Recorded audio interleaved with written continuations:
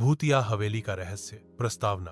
रात के अंधेरे में जब पेड़ों से हवा टकराती है तो उसकी सरसराहट कानों में किसी अनजान फुसफुसाहट जैसी लगती है।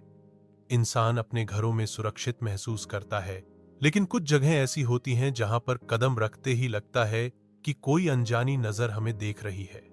यह कहानी भी ऐसी ही एक जगह की है, एक पुरानी, वीरान और रहस्यमयी हवेली की। राजस्थान के एक छोटे से गांव भैरवगढ़ की सीमा से थोड़ा दूर एक विशाल हवेली खड़ी थी। हवेली इतनी पुरानी थी कि उसके टूटे हुए खिड़कियों और जाले से ढके दरवाजों को देखकर ही किसी के भी रोंगटे खड़े हो जाएं। गांव वाले उसे काली हवेली कहते थे।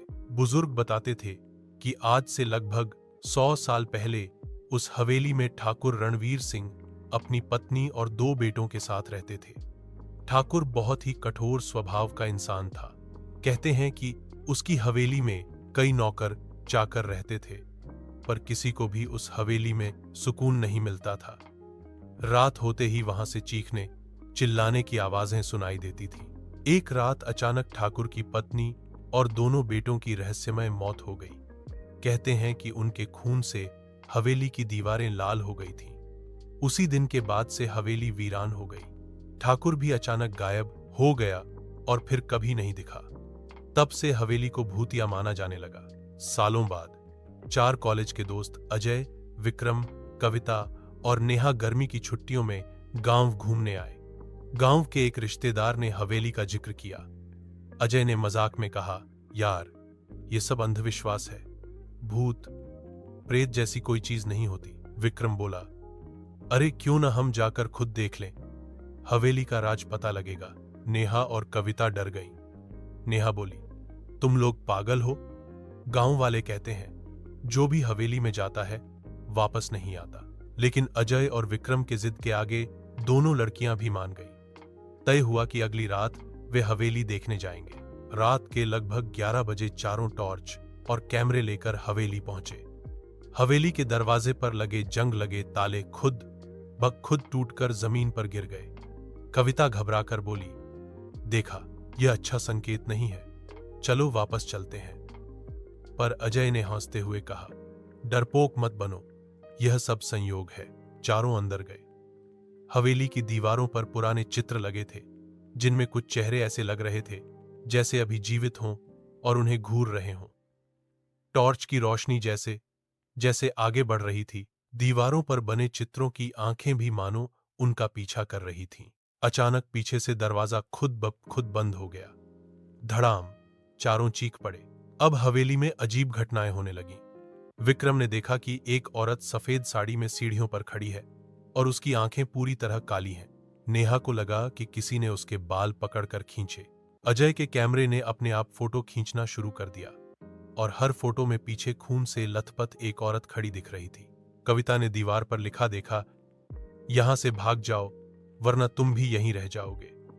सभी घबराकर भागने लगे, लेकिन दरवाजा बाहर से बंद हो चुका था। हवेली की ऊपरी मंजिल पर एक कमरा था जो हमेशा बंद रहता था। अजय ने हिम्मत करके दरवाजा खोला। अंदर चारों ने जो देखा उससे उनकी रूह कांप उठी। कमरे में एक लोहे की तिजोरी थी जिसके चारों ओर खून के धब्बे थे और उस तिजोरी पर खुदा था, आत्माओं का कैद खाना। अचानक हवा का तेज झोंका आया और तिजोरी अपने आप खुल गई। अंदर से एक भयानक औरत की आत्मा बाहर निकल आई। उसका चेहरा जला हुआ था और आंखों से आग निकल रही थी। वह चीखते हुए बोली, मैं ठाकुर की पत्नी हूं, उसने मुझे और मेरे बच्चों को मार डाला था। हमारी आत्माएं इस हवेली में कैद हैं, अब तुम भी यहां से जिंदा नहीं जाओगे। चारों दोस्त डर से कांपने लगे। नेहा रोते हुए बोली, हमें छोड़ दो, हमने तुम्हारा क्या बिगाड़ा है। आत्मा हंसते हुए बोली, ठाकुर की वजह से ही मैं इस हाल में हूं, लेकिन जब तक उसकी आत्मा नष्ट नहीं होती मैं और मेरे बच्चे इस हवेली में भटकते रहेंगे। अजय ने हिम्मत जुटाकर कहा, हमें बताओ ठाकुर कहां है, हम उसकी आत्मा को खत्म करने की कोशिश करेंगे। आत्मा ने इशारा किया, तहखाने में जाओ, वहीं उसकी आत्मा दफन है। चारों डरते डरते तहखाने पहुंचे। वहां जमीन पर एक हड्डियों का ढेर पड़ा था और उसके पास एक लोहे की तलवार। अचानक अंधेरे से ठाकुर की आत्मा प्रकट हुई।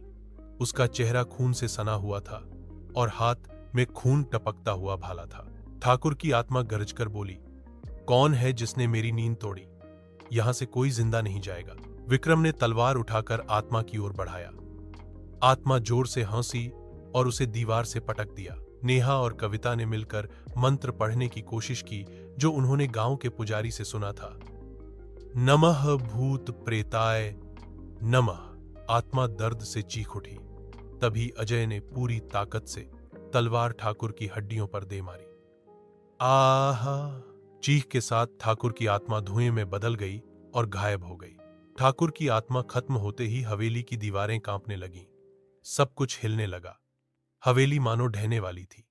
तभी ठाकुर की पत्नी और बच्चों की आत्माएं प्रकट हुईं। उनके चेहरे पर अब शांति थी। उन्होंने कहा, तुम लोगों ने हमें मुक्ति दिलाई, अब हम स्वर्ग जा रहे हैं, धन्यवाद। इतना कहकर वे रोशनी में बदलकर आकाश की ओर चले गए। चारों दोस्त किसी तरह भागकर हवेली से बाहर निकले। पीछे मुड़कर देखा तो हवेली ढहकर राख हो चुकी थी।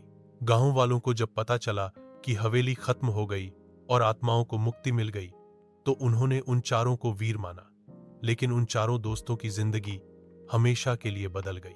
कभी कभी रात को वे सपने में वही हवेली और वही आत्माएं देखते और चौंक कर उठ जाते। निष्कर्ष, यह कहानी हमें सिखाती है कि लालच और क्रूरता इंसान को कितना पतन कर सकती है। ठाकुर की आत्मा उसकी बुराइयों का परिणाम थी और उसकी पत्नी व बच्चों की आत्माएं निर्दोष होकर भी भटक रही थीं।